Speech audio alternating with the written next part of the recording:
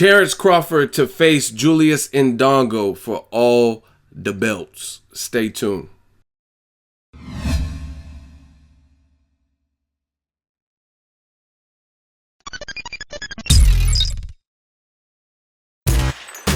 Boxingego here. If you like this video, make sure you hit the like button and also subscribe to the channel and hit the bell icon on the top of your screen to get notified when the latest new content drops. What up, Fight World? It's your boy Ego, and I'm back with some more boxing. Make sure you smash the like button. Also subscribe to the channel for the latest and greatest in boxing.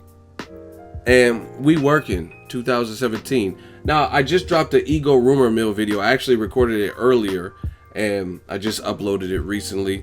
And it was about Vasyl Lomachenko, and it looks like that rumor is coming true. It looks like he's going to face Miguel Marriaga, who's off of a loss. He had a loss on that triple header from Top Rank with Zurdo Ramirez. Oscar Valdez beat Miguel Marriaga, and then you had Shakur Stevenson doing his pro debut. Now, it looks like just after that, a few weeks after that, mid-August, Terence Crawford is coming back. He's fighting at home in Nebraska, at least, and he's fighting to become undisputed against Julius Indongo. Now, I think I made a video previously saying they're negotiating, and it should be a fight that should be able to get made because Indongo said he wanted it. Crawford clearly is game, and he's destroying Olympians, gold medalists and stuff. So I know his temperament, he's down to fight whoever, and I think he wants that before he moves up to welterweight. If that's what he decides to do, I think he wants that, all the bragging rights. And the art of being undisputed in boxing is sad, and it's unfortunate, but it's forgotten. People don't seem to care. Even in the Gennady Golovkin situation, his team led people to believe that they wanted to be undisputed. They did have an opportunity to do that, but it would cost them, it would potentially be at the cost of losing the Canelo fight, because Oscar De La Hoya, he pitched a threat, said, hey, we got people that want to promote immediately. So if you fight Billy Joe Saunders in the summer after your Daniel Jacobs fight, then you probably won't be fighting Canelo in September. So Triple G took the money route. And I mean, being realistic, I can't blame him for taking, you'll get a lot of recognition for beating Canelo if Golovkin beats him, and you're going to make a lot more money. That's a mega fight fans have wanted to see.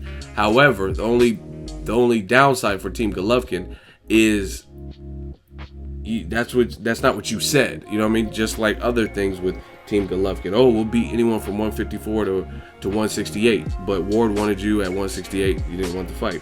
Or guys said Canelo at one point was like, come down to 55, and he's like, nah, we'll just come down for Mayweather. So, you know what I mean? At this point in the game, with all the social media, you guys can Google and research and the internet and watch YouTube videos. You got to say what you mean and mean what you say. But I'm glad Crawford's getting this opportunity to try to become undisputed. Also, Julius Indongo, his name is not necessarily going to be a name that rings bells, but real boxing heads and real boxing fans will know that he's game. He's a game threat. He knocked out Troyanovsky, who I think his name is Ed Troyanovsky. He knocked him out. That guy was actually Crawford's #1 mandatory, if I'm not mistaken. And some people thought that he was undefeated. Some people thought that he could actually beat Crawford. And Julius Indongo took care of that in the first round, knocked him out brutally. It was actually, I did a countdown list of my favorite knockouts, and that was one of them, right? And then he beat Ricky Burns decisively and made Burns look very questionable. So Julius Indongo captured those belts by beating Ricky Burns. He definitely deserves the opportunity. Again, not going to be a big, massive name. That's why I think they're doing it in Nebraska, where Crawford is from, because that's where it's going to generate the most interest. It really wouldn't make sense to bring it to Vegas or to bring it to the East Coast, because Julius Indongo is not that type of name. Now, if, let's say, Terence Crawford in the future starts fighting Heyman fighters, Errol Spence, Danny Jacobs, Sean Porter, guys like that, Keith Thurman, he called out after his fight with Felix Diaz, if I'm not mistaken. You know what I mean? Mikey Garcia if he beats Broner, or Adrian Broner if he beats Mikey Garcia. Those types of fights, those you don't have to have in Nebraska. You can have those anywhere, and I guarantee they'll do numbers, because numbers are really indicative of the level of celebrity and popularity of the fighter. plus the level of threat. And Julius Indongo is a threat. He doesn't have the name and the celebrity and the buzz. So it's a good fight though. And it'll, like I said, establish an undisputed champion, which we haven't had in boxing. Now, one thing I do have to question from Top Rank is, okay, let me tell you too, the fights are going to be on ESPN too. So no HBO. They worked out some kind of deal with ESPN. So that's good. I think ESPN is a staple network. Most regular cable packages have it. So they kind of took the Al Heyman blueprint, putting more fights on premium TV. You're getting Pacquiao versus Jeff Horn this weekend. The only thing is, I haven't seen him do a PBC style of fight. Like they put Danny Garcia and Keith Thurman on CBS. Keith Thurman, Sean Porter. I have not seen him do a fight that, like I said, Crawford versus Indongo is a good fight.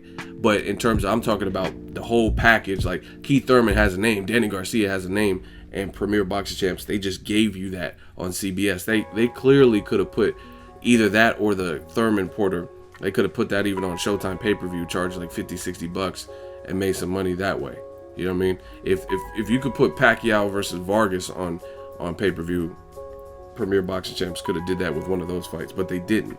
So I'm still waiting for that type of fight from either Golden Boy or Top Rank, but I'm not going to complain because, I mean, Crawford is in a good fight.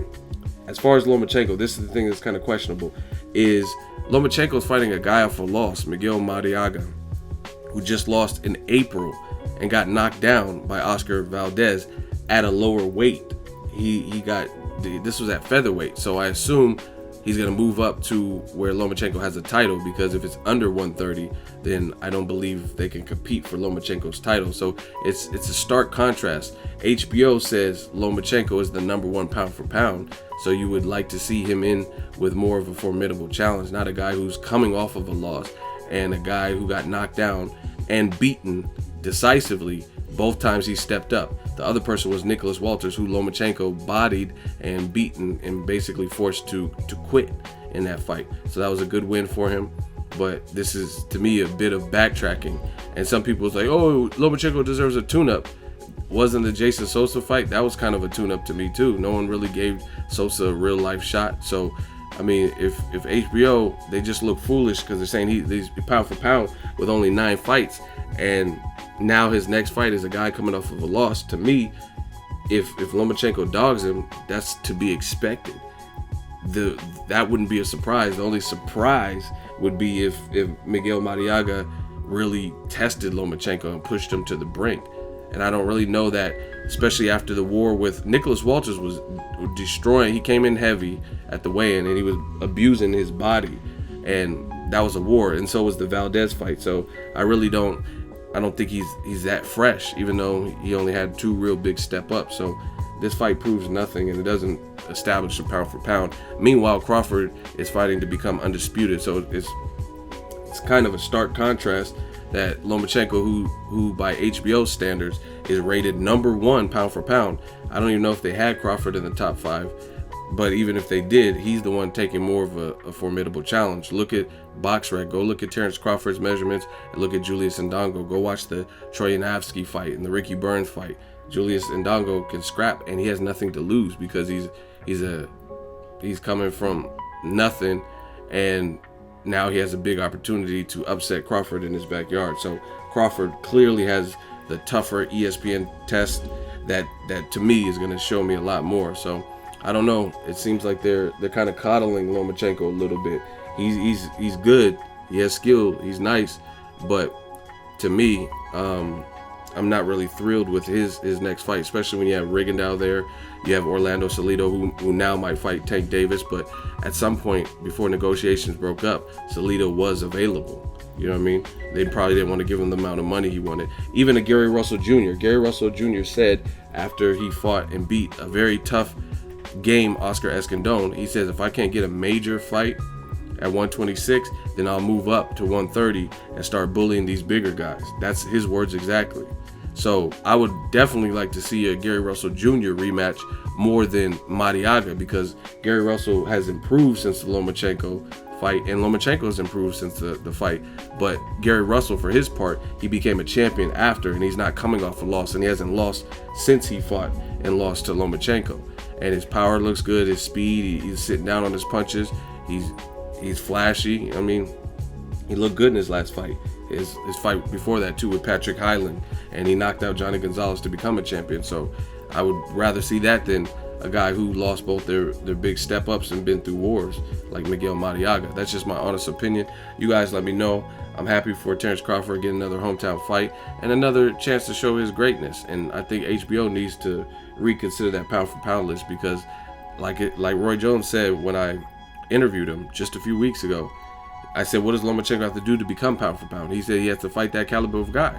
Crawford's constantly doing that. Gamboa, you could make weight excuses, oh, this and that, but Gamboa gave him some work, and then he ended up getting stopped. Crawford was the first to do that, and he knocked him down 4 times. Felix Diaz, Olympic gold medalist who beat welterweights like Sammy Vasquez and arguably beat Lamont Peterson, and that would technically be welterweight because I think it was at like 143. So Crawford constantly proving himself. Shout out to Bud.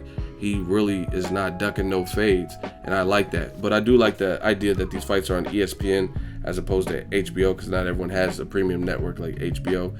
August 19th, Terence Crawford in Lincoln, Nebraska versus Julius Indongo to become undisputed. And just before that is the Lomachenko fight with Mariaga. Let me know your thoughts on both of these top-ranked fights. But I would like to see Top Rank step it up and, like, man, imagine Rigondeaux versus Lomachenko on regular ESPN. That would be great. Even a Salido or a Gary Russell, those would all be great. No premium networks, so maybe they're working towards that in the future. I don't know, but Pacquiao, Jeff Horn, it's cool. Like I said, we're getting a lot of good fights, but look at it. Pacquiao, Horn, who's really checking for that? Who really, if you had a dice with just different welterweights names on it, you mean to tell me you would intentionally hope you rolled Jeff Horn for Pacquiao to face? Come on. Same thing with Miguel Mariaga. Really? Crawford's fight makes sense, like I said, because he's fighting a champion, and this is the guy with the last 2 belts that he needs to say, I'm the kingpin of the division. So you can't really even hate on Crawford. And I told y'all, January is going to be a bad year for y'all. Y'all got to tell the truth. Tell the truth. And tell the truth. I told you it was going to be bad, man. And I'm going to keep my foot on everybody's neck. I'm going to do video after video. I want to see people sweat, because this is boxing. This is competition. You know what I mean?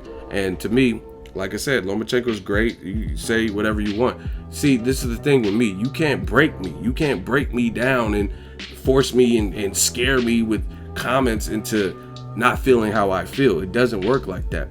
And you could take it for what it's worth and say I'm hating.